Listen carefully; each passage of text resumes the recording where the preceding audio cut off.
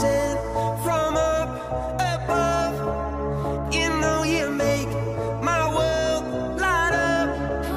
When I was down, when I was hurt, you came to lift me up. Life is a dream and love's a drug. Oh, now I think I must be my use up. When I was a river dried up, it came to let it flow. Bonjour, c'est Amélie du blog Famille Épanouie. Aujourd'hui, je vais te proposer une vidéo où je vais en fait te montrer, te dire, t'expliquer comment est-ce que l'on chemine avec Fabien, d'où est-ce qu'on est parti, là où on veut aller, qu'est-ce qui nous pousse à saisir les opportunités qui s'offrent à nous, quelle est notre vision à court terme, à moyen et à long terme, comment est-ce qu'on voit la vie chaque jour et d'où on est parti jusqu'à quel est notre objectif de vie. Comment est-ce qu'on s'inspire aussi de tout ce qui nous entoure, qu'est-ce qui fait que voilà, on a cette énergie et comment on la trouve, comment on gère aussi les jours où peut-être ça va un peu moins bien. Voilà, c'est un sujet dont je ne parle pas forcément souvent, mais dernièrement nous en avons parlé plusieurs fois sur Instagram et ça a bien liké. Vous avez été nombreux à nous dire que c'était intéressant. Alors je vais en faire une petite vidéo et peut-être même que Fabien se joindra à moi.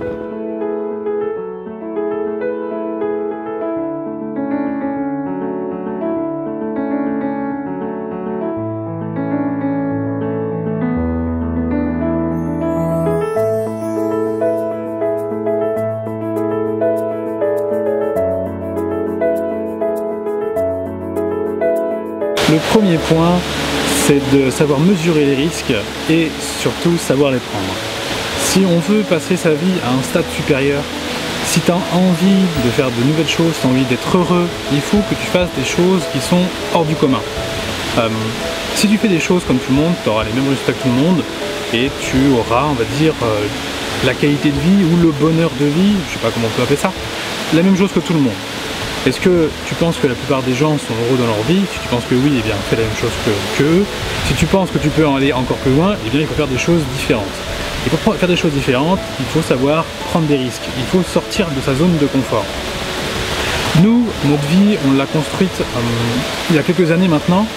On était salariés parisiens et puis on se voyait... On ne connaissait pas encore la parentalité positive, tout ce qu'on fait aujourd'hui. On n'avait strictement aucune idée de... Enfin, jamais on n'aurait imaginé ce qu'on fait aujourd'hui. Et par contre, ce qu'on savait, c'est qu'il nous était impossible d'avoir des enfants en région parisienne. C'était trop compliqué, on partait trop tôt le matin, on rentrait trop tôt le soir. C'était compliqué de trouver une bonne nounou ou trouver une crèche. Et donc ça, pour nous, c'était impossible. Donc nous étions en CDI et on s'est dit, si on veut pouvoir profiter de nos enfants, on n'avait surtout pas envie de vivre sur nos enfants, les laisser toute la journée à la crèche, surtout quand ils sont bébés, c'est-à-dire les quitter parfois au bout de 3 mois alors qu'ils sont encore tout petits. Pour moi c'était inconcevable, parce que souvent c'est déjà le papa, lui il reprend au bout de 11 jours ou moins. Et moi déjà, sans avoir d'enfant, c'était totalement inconcevable. Donc on a construit toute notre vie autour de ça. Et qu'est-ce qu'on a fait? Quel premier grand risque en fait on a pris? Enfin, c'était pas vraiment le premier grand risque de notre vie, parce que on va dire que c'était peut-être le deuxième, mais en fait on était en CDI tous les deux et nous avons démissionné, nous avons quitté nos entreprises. On avait quand même des postes plutôt sympas, on était plutôt bien payés. Enfin, bon, quand tu vis à Paris, la vie est plus chère, mais bon voilà, ça allait, on pouvait avoir une carrière on va dire hyper correcte dans des grandes entreprises. Et puis ce qu'on a fait, c'est qu'on a tout simplement démissionné sans savoir ce qu'on allait faire. C'est-à-dire qu'on savait qu'on voulait créer quelque chose, qu'on voulait créer une entreprise, qu'on voulait être libre, mais on est parti sans savoir quoi faire. Et donc on a créé notre première entreprise qui était un site e-commerce et on l'a créé, tu vois, comme nous l'avons appris à l'école, c'est-à-dire comme fonctionne une grande entreprise. Et bon, ça a été un semi-échec, enfin ça a été un échec on va dire, du moins ça n'a pas été une réussite cette entreprise. On n'a pas pu être libre parce qu'il fallait faire des colis, il fallait toujours être au même endroit au même moment. C'était un petit peu compliqué. Et bon, ça nous a forgé, on est sorti de nos zones de confort et c'est à partir de ce moment-là que nous avons appris beaucoup de choses. Donc le premier point à retenir, c'est si tu veux faire des choses extraordinaires, il faut habituer ton cerveau à sortir de sa zone de confort. Vraiment faire des trucs que tu te dis waouh, ça c'est balèze de faire ça, c'est vraiment balèze de faire ce truc là, mais je pense que je peux le faire. Alors faut prendre un objectif possible. Un objectif, il doit être quantifiable, il doit être défini dans le temps, et il doit surtout être possible. Donc faut pas se mettre la barre très haute. Si ça c'est ta zone de confort, on va dire que tu vas sortir ici, et après ta zone de confort tu vas l'agrandir en fait. C'est-à-dire que là avant c'était compliqué pour toi d'aller là, et ben hop, tu as agrandi la zone de confort. Donc ce truc là il fait partie de la zone de confort. Donc ta zone de confort elle grandit. Et ensuite tu fais petit à petit des choses de plus en plus loin. Sortir de sa zone de confort, ça ne veut pas non plus dire faire un truc extraordinaire d'un coup. S'il y a un cheminement dans tout ça, donc il faut avancer doucement. Donc ça c'est vraiment le point à retenir, c'est la magie se produit quand on sort de sa zone de confort.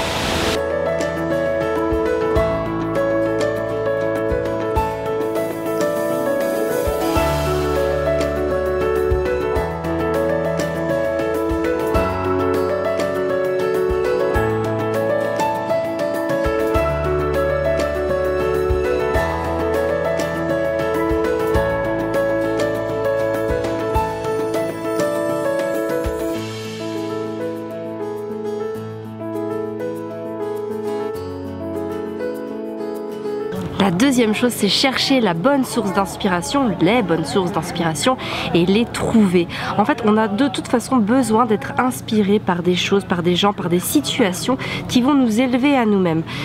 Il y a une anecdote que je me rappelle souvent et qui me vient souvent à l'esprit, c'est si tu veux t'inspirer des gens, alors inspire-toi des meilleurs. Parce que si tu t'inspires des gens qui sont dans la moyenne, des gens qui font la moyenne, alors tu ne peux que devenir moyen. Si tu t'inspires du meilleur, si tu demandes les avis des spécialistes, si tu t'inspires de ceux qui ont réussi, qui sont là où tu veux être toi aujourd'hui, alors il y a de grandes chances que eux t'inspirent et puissent t'emmener là où tu veux aller. Alors ça me rappelle aussi une anecdote que m'a raconté Fabien. C'était en athlétisme, je crois que c'était sur la distance du 400 mètres. Et en fait les gens n'arrivaient pas à courir cette distance en moins d'1 minute. Et pourtant ils s'entraînaient à ça. Et un jour, quelqu'un l'a fait. Et l'année suivante, il y en a plusieurs qui l'ont fait. Et le truc, c'est que dans la tête de tous ceux qui n'y arrivaient pas, eh ben on leur avait dit que c'était pas possible parce que par rapport à leur corps, à leur capacité physique, ils ne pouvaient pas y arriver. Par contre, celui qui a réussi, il le savait sûrement pas. Et lui, ne savait pas que c'était impossible, alors il l'a fait. Et c'est un peu ça en fait, quand on cherche une source d'inspiration avec Fabien, on va là où on pense que c'est impossible, enfin où la plupart des gens pensent que c'est impossible, mais nous on y va les deux pieds devant parce qu'on a besoin de ça, on a besoin de se challenger aussi, ça fait partie de la vie.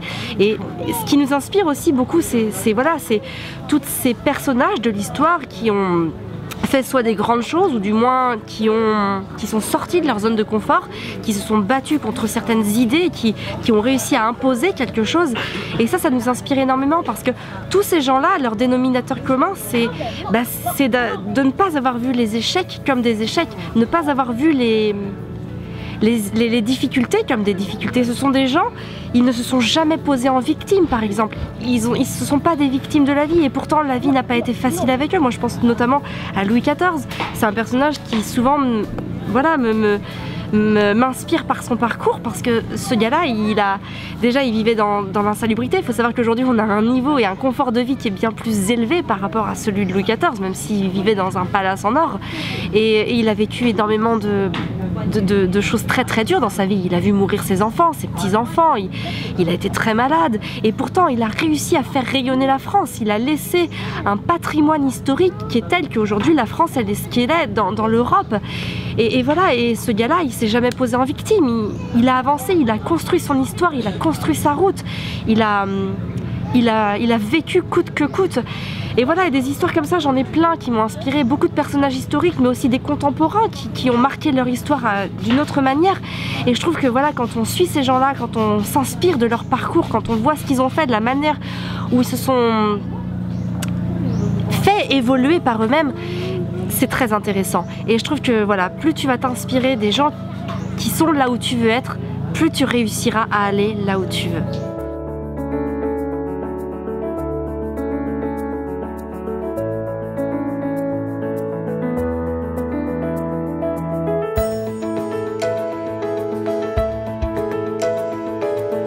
T'es qui toi?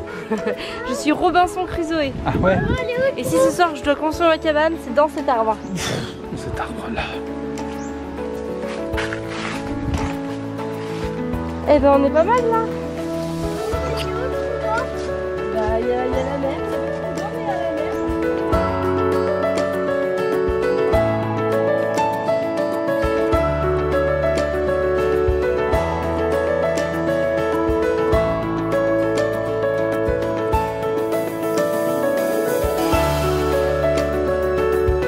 Et enfin, la troisième chose qui nous semble primordiale avec Fabien, c'est la technique du less is more.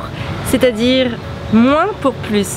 Moins posséder dans notre cas, moins posséder matériellement pour posséder plus intellectuellement. Se vider sa maison de toutes les possessions matérielles superflues pour pouvoir avoir plus d'espace intellectuellement à recevoir de la connaissance, à recevoir de l'information. Ça c'est quelque chose qui me semble vraiment fondamental parce que en général notre esprit est souvent saturé, obstrué par toutes ces possessions que l'on a ou que l'on cherche à avoir, toutes les choses que l'on cherche à acquérir. Et une fois qu'on les a, eh bien encore une fois on reste bloqué dans une stature de protection. On veut protéger ce que l'on a et c'est bien normal. Et moins on en a, moins on a ce travail à faire parce que quand on n'a pas grand chose on n'a pas peur de le perdre. Et je trouve que c'est intéressant à s'offrir comme dynamique pour avancer parce que ça laisse vraiment beaucoup d'espace dans la tête pour recevoir autre chose, se nourrir intellectuellement plutôt que se nourrir par la carte bleue qui va nous permettre d'acheter beaucoup de choses. Nous avec Fabien on n'en a pas grand chose à faire d'avoir beaucoup de choses ou pas de choses, c'est pas ça le problème. Ce qui nous intéresse c'est la façon dont on va cheminer, la façon dont on va avancer et la façon dont on va entrevoir les choses, apercevoir les choses. C'est tout ça qui va nous permettre d'avancer. C'est ce qui nous forge et ce qui forge aussi le caractère au jour le jour.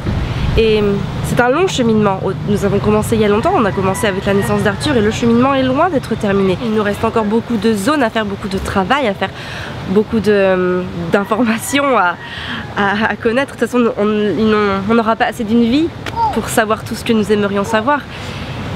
Mais le cheminement est là, la dynamique est inscrite et chaque jour, j'ai envie de dire, ce qui au départ était un exercice quotidien à faire, aujourd'hui ça devient une habitude. Et le pouvoir des habitudes est très fort. Quand quelque chose devient une habitude, alors cette habitude peut nous emmener loin. Elle peut nous emmener loin parce que c'est rentré dans un principe de vie. Au départ, c'est pas facile, c'est pas inné. Ça demande vraiment de s'y mettre, de faire la démarche. Mais quand la démarche est inscrite, quand elle fonctionne, quand au quotidien on arrive à le faire, alors ça peut nous emmener très très loin. Et puis il faut savoir aussi qu'on n'est pas seul, par exemple dans un couple on est deux avec deux centres d'intérêt, deux énergies, deux motivations aussi différentes. Et c'est aussi de faire une force ce qui peut nous diviser. Peut-être que les centres d'intérêt de Fabien ne sont pas les miens, mais par sa passion il va pouvoir me les transmettre et je vais pouvoir avoir de l'information. Et puis de la même manière mes centres d'intérêt ne sont pas ceux de Fabien, mais je vais aussi lui transmettre avec passion le meilleur de ce que j'en aurais pris. Et c'est ça aussi qui fait la force des êtres, c'est de pouvoir aussi s'entraider les uns les autres, de pouvoir glaner autant d'informations partout où on peut en prendre, essayer de faire de chaque anecdote un fabuleux récit et voilà, de voir la vie avec positivité et de sortir de sa zone de confort, sortir de ses croyances limitatives, accepter le monde comme une entité et en faire autre chose que ce que l'on veut bien nous en montrer. Parce que tout ce potentiel il est là, tout le potentiel il est en nous. On ne peut attendre que de nous pour amorcer le changement. On ne peut pas attendre que le changement vienne de quelqu'un d'autre ou de quelque chose d'autre ou d'un élément déclencheur extérieur. Tout ça c'est en nous, on l'a déjà en nous. Le truc c'est que malheureusement on a trop tendance à suivre le troupeau. Avec Fabien nous on avait décidé de toute façon de s'égarer. Et du coup, quoi qu'il arrive, quoi que ça nous coûte, on trouvera toujours le moyen de faire les choses à notre rythme, selon notre vision, selon l'information que l'on aura glanée sur notre chemin et on continuera ce chemin aussi longtemps que possible. Voilà ce dont je voulais te parler aujourd'hui, enfin avec Fabien, ce dont on voulait te parler. Je trouve que c'est important parfois d'évoquer aussi nos cheminements, nos schémas de pensée. Ça peut aussi inspirer d'autres. Moi je m'inspire aussi énormément de chemins de pensée, de voir comment d'autres régissent leur vie, comment est-ce qu'ils fonctionnent, avec quoi ils se nourrissent. Et je trouve que c'est important aussi de se partager la manière que chacun a pour amorcer son propre changement. Parce que si tout le monde change, si tout le monde comment dire, connaissance qu'il peut exister autre chose que le chemin traditionnel, que peut-être que le chemin est un peu plus risqué, mais peut-être aussi on le vit plus fort, plus intensément, et bien peut-être que d'une certaine manière ça pourra changer un jour la face du monde et que par nos transmissions on laissera autre chose à nos enfants, autre chose que les VEO, autre chose que les croyances limitatives. En tout cas c'est quelque chose qui nous passionne et je pense qu'il nous passionnera toujours et peut-être même que nous découvrirons de nouvelles passions au fur et à mesure de notre chemin parce que déjà on en a énormément trouvé. Il faut savoir qu'au départ on voulait juste de l'information en parentalité et cette parentalité nous a fait prendre conscience de la façon de nous nourrir, de la façon de nous soigner, de la façon d'amorcer aussi, enfin d'envisager notre rôle dans le monde d'aujourd'hui.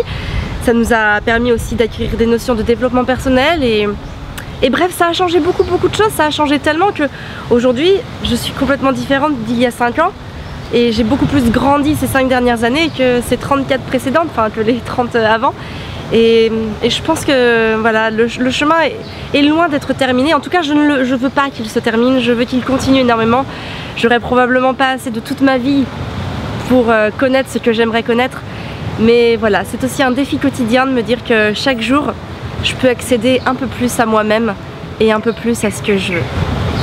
Alors bien sûr, comme d'habitude, tu peux aimer et partager la vidéo. Si tu penses qu'elle peut aider d'autres gens dans ton entourage, n'hésite pas à la partager. Et puis n'hésite pas à nous rejoindre aussi si tu es intéressé par toutes ces belles valeurs. On essaye vraiment de donner aussi le meilleur de nous-mêmes pour pouvoir transmettre avec passion tout ce que l'on emmagasine comme information. Sur ce, je te souhaite une très belle journée. Ah oui, il y a un trou! Prends soin de toi et de tes enfants.